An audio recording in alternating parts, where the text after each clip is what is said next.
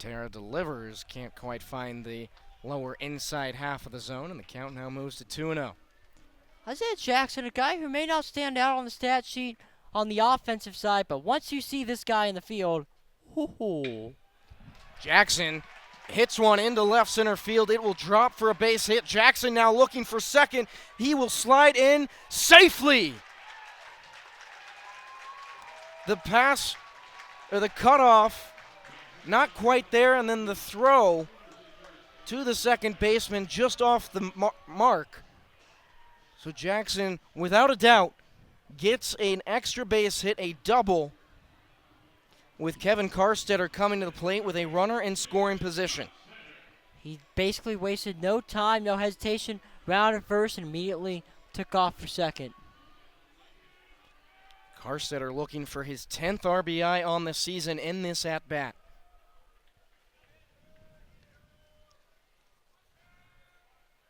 Otero checking back at second. He'll deliver, though. Softly hit grounder, fielded by Pompey. He'll throw over to first in time for the ground out, but it will advance Jackson to third base. So a sac fly from Steven Ondina, the guy coming up for ASU, will even the score at 3-3. And that's the thing, Jack. You're here in the bottom part of the order. You don't need to do anything fancy. All you have to do is just get on base and continue playing that small ball game. And that's what ASU has been really successful at as of late. Steven Ondina batting .301 on the season, will foul back the first pitch into the netting. .358 on base percentage and .809 OPS. Ondina with 24 RBIs on the season, looking for his 25th. Utera delivers just outside for ball one. Utera, a guy who has been so dominant this season, but even in high school, just a freshman with an ERA of 2.4. This is ripped into center field. Jackson will get in safely. A base hit RBI for Steven Ondina. Give him 25 on the season. Give Jackson the game-tying run and the home half of the second. 3-3, and Steven Ondina on first base, one out. And just like I said, you don't need to do anything big. Just play that small ball game and look. Now ASU's already going back through the order for the second time today, putting Campos back up to the plate. Campos was the leadoff batter in the home half of the first, able to single that go around. So 1 for 1 today. And he'll rip this into right field. Steven Ondina looking for third. Campos looking for second. And Ondina going to be stopped at third. Campos sliding in safely. The second extra base hit of the inning. And the Sun Devils looking to do some real damage offensively here. I mean, there's just so many good things I could say about Ryan Campos. Just this guy's going to be something special at the next level. That is without a doubt, Anthony. To quote Moneyball here, he gets on base. A great movie about a great sport that we're getting to call here today. Kian Vu now at the plate, 1-0. Vu struck out in the first. Looking to get some vengeance here. Right up the middle for at least a base hit. One run comes around. Here comes Campos, and ASU takes a 2-run lead. Vu slides into second base. 5-3 for Arizona State. 3 runs here in the home half of the second. And that's exactly what this ASU offense continues to do, just chipping away. Kian Vu didn't even go to second automatically on that. He only went to second on that throw home that was way off the line. So important to note, because it will be ruled a base hit, but he is going to be awarded. He will be awarded 2 total bases on the hit.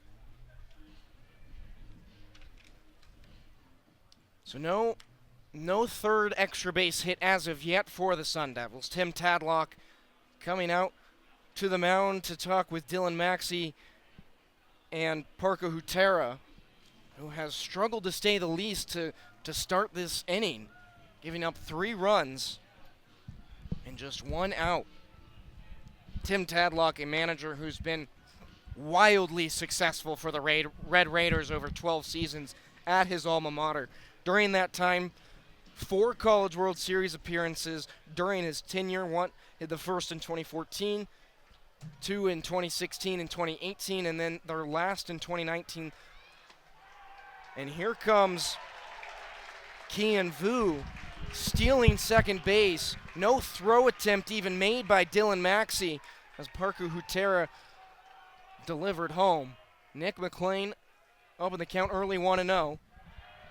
He'll hold his swing and now leads the count 2-0 after a fastball that went upstairs. That's another thing we haven't really talked too much about today, Jack. It's just the speed on the lineup. Guys like Kian Vu, Campos, Andino. McLean fouls it into the concourse. So the count now moves to 2-1.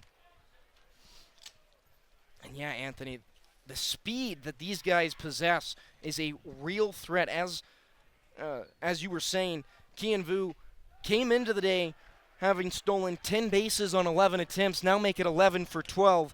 5 for 7 is Nick McLean, 8 for 10 is Steven Ondina, 4 for 4 is Kevin Karstetter, and 3 for 4 is Isaiah Jackson, perhaps their biggest threat in terms of speed.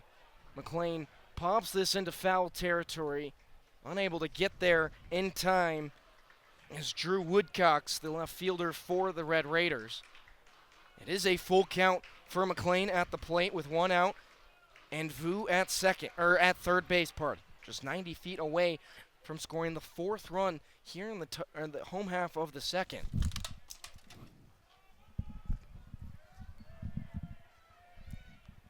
Hutera delivers the payoff, swung on and missed by Nick McLean. Just the second recorded strikeout for Hutera in the game. He comes in a big way, though, as now 2 outs on the board. Jacob Tobias comes to the plate. And no sac fly in effect anymore. I'm sure that's what Tim Tadlock, Dylan Maxey, and Parker Hutera were talking about just a few minutes ago on the mound. 2 big gaps in the outfield, though, in that right center and left center holes, respectively, for Tobias to put the ball in play. 0-1 for Tobias after fouling it back into the netting. Hutera delivers again. Can't quite find the zone, which will even the count back at 1-1. Vu with a nice lead over at third base. Hutera delivers, and this is cranked into left center field at the warning track where it drops. Kian Vu gets the 4th run. Tobias looking for the 3rd extra base hit of the inning. He will be able to do so. A stand-up double, another RBI, another run. ASU leads 6-3. 2 big free throws coming up. Kamari Lands calling to the student section to get louder than they have been all night. The curtain of distraction. Covington makes the first one. A 1-point contest with another free throw coming up. 9.2 seconds left. Ultimate pressure right here. Covington. He makes the second. We're all tied up again. 9.2 seconds left. Gaffney inbounds it to Collins. He'll dribble it up. Now driving. The layup. The reverse layup. 1.9 seconds left. And Frankie Collins sends the Riverhawks good night. A 2-point lead for ASU. Frankie Collins, how do you do? Flips to his left hand and lays it off the glass with touch and finesse. Full head of steam at the basket and finishes. Unbelievable play by Frankie Collins. 1.9 seconds left. And another timeout called. ASU has 0 left. The Riverhawks have 1. And UMass Lowell, they have an opportunity to win it here. it would take a massive three-pointer in a wild upset.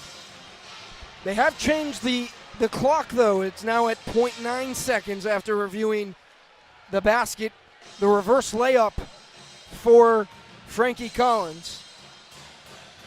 This is just going to be a heave. I mean, you don't have time to get something going. If you want to pass it up the court, get the timeout, and then take a shot from that side, that's just 0.9 is simply not enough time. Oh, they've changed it again to 2.1. So we went from 1.9 to 0.9 to 2.1. So it seems they've added 0.2 seconds. Well, this changes things drastically from 0.9 because Yes. now you can pass it past half court, take another timeout because they do have one left. So now you get it past the midcourt, call a timeout, talk about your play, get an inbound, and get a nice shot off. We'll see if they can get it past half court. Based on their last 5 possessions now, that's not going to happen. This full court defense of ASU has looked incredible, and I expect it to continue here. I expect a steal right now. Kim 0 for 1 behind the arc tonight, 2 for 4 for Yuri Covington. Koulibaly also 2 for 2, and Quentin Mincy 2 for 3. Those are going to be the guys to look out for ASU defensively. 2.1 seconds left. The Riverhawks down by just 2 points, 71-69.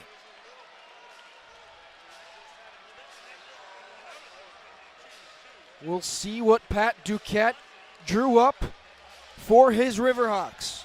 Looking for their first 4-0 start since the 2011-2012 season and their first 4-0 start in Division I. Mincy. A heave, blocked away by Celebang, shot by Collins, and it's over! ASU wins it in a thriller, 71-69! And in the last roughly 15, 20 seconds, we've seen now 3 face-offs, all on the side in favor of ASU. Down by a goal, 9:15 left. ASU has yet to win one of those face-offs in that aforementioned time. Finally able to win one here. Tyler Grattan with a shot that goes wide left. Murchison trying to get the rebound along the boards. The Skyhawks find the puck. They chip it on along into the neutral zone. Pushing ahead is Galante. He gets a shot deflected by Homer.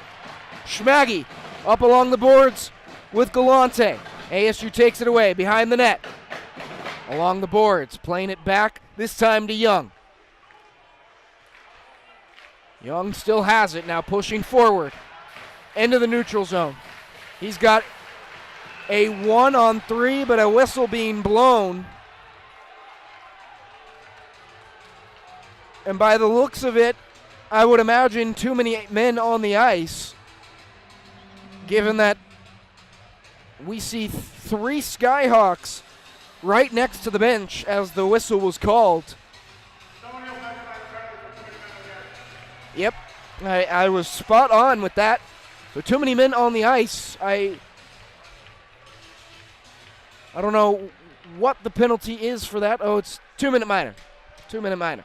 Yeah, so essentially another power play for the Sun Devils. And again, power plays have not worked in their favor today, Jack, but this is a good opportunity if you want to use it, especially knowing the type of personnel you have out there. We haven't seen Sillinger a lot. We haven't seen Copperwood a lot. Could change here. Now is the time more than ever to get your first power play goal of the night. ASU wins the faceoff. Ty Jackson back to Anthony Dowd at the point to Lucas Sillinger. Back to Dowd. He finds another teammate, and there's a goal! Matthew Copperwood ties it! 8:21 left in the third! Brett Bentley trying to get his team defensively right in terms of formation as Jaden Berg heads away the booted ball from Brogdon. FC Arizona is able to keep possession for a brief second before the ball rolls out of bounds. Williams passes it across the field trying to find Hannaford, right under the feet of FC Arizona. A clearance finds the feet of Monk. Williams now with the ball. Plays it back to Odinga. Now to Berg. To Monk. Oh, pardon, to Zaxko. Now on the far side. Colvin. Now to Zaxko.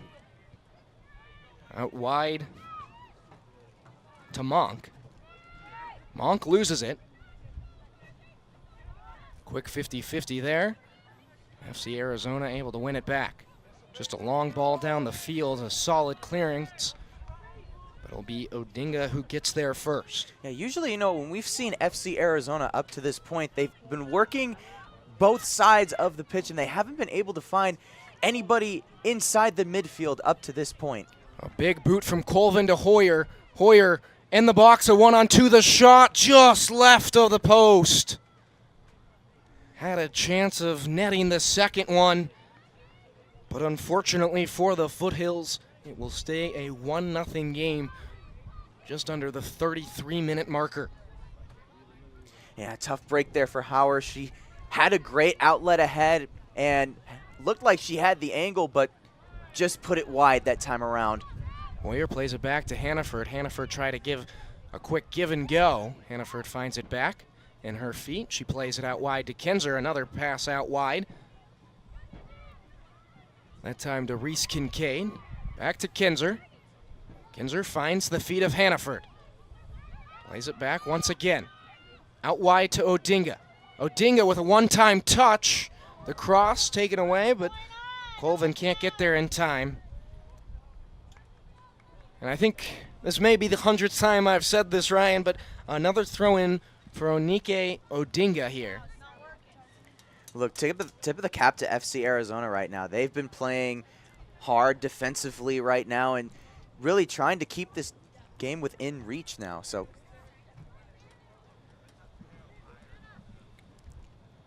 hopefully they can keep up that same pressure and just make it translate offensively off of the momentum. Hoyer plays it back to Hannaford. Hannaford finds it back in the goalie box. It'll be Kinzer trying to win it back. Reese Kincaid with a big shot over the hands of Brogdon. Golasso for Calgary as they lead 2-0. Are you kidding me, Jack? That was just spectacular. A rocket launch of a ball just going over the head of Brogdon, and it's 2-0 Calgary Foothills.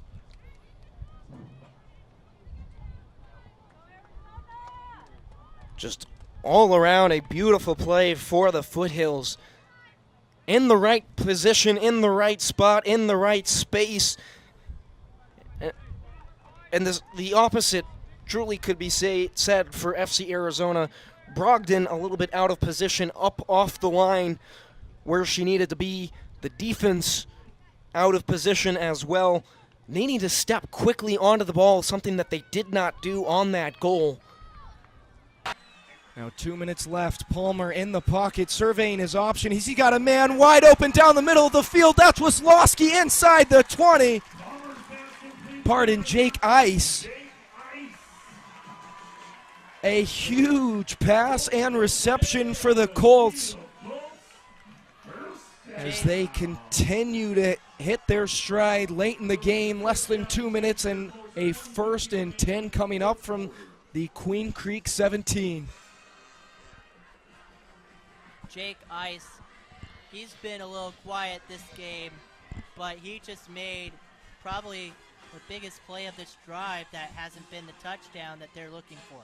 A check down pass to Black, trying to take it up the middle, but will be brought down quickly. A huge tackle that took Black and his teammates down to the ground.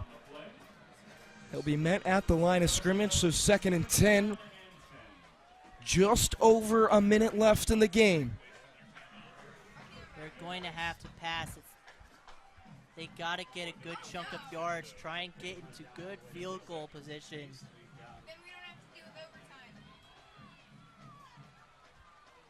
Mason Lewis now in the backfield. We saw Black for most of the drive, but now here's Lewis.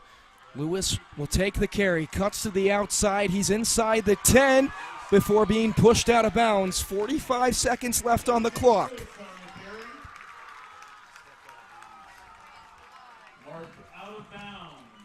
A great carry for the running back and able to get out of bounds to stop the clock.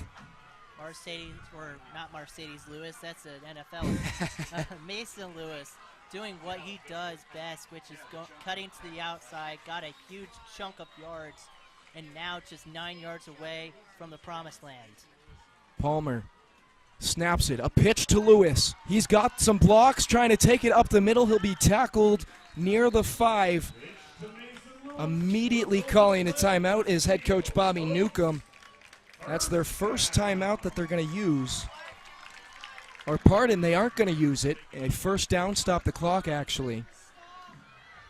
30 seconds left. We'll see if Bobby uses the timeout here. They won't. A quick play that will bring Paul Palmer onto the ground, taking a knee, and then a timeout presumably called. Ryan Obando, the fullback, kind of trying to ask Bobby what's going on here. I don't think anyone was on the same page during that drive, or during that play, I should say. So the Colts finally used their first timeout. 23 seconds left on the clock. They still have 2 timeouts to use if they need them. Castile on the 8-yard line of Queen Creek. Just smart plays throughout this drive, but it won't matter if they can't score.